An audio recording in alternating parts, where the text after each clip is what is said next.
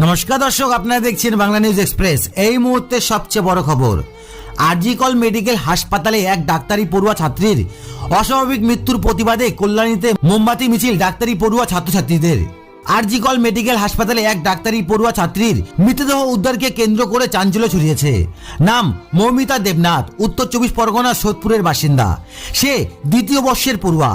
শুক্রবার seminar hall থেকে তার অর্ধনগ্ন দেহ উদ্ধার। দেহে আঘাতের কোনো চিহ্ন পাওয়া যায়নি। নাইট ডিউটিতে ছিল সে। এদিন সকালে সিকিউরিটি দেখতে পায় দেহটি। এই নৃশংস ঘটনার প্রতিবাদে Kalyani college of medical and Jawaharlal Nehru Memorial হাসপাতালে পড়ুয়া চিকিৎসকরা একটি মোমবাতি মিছিল সংগঠিত করেন।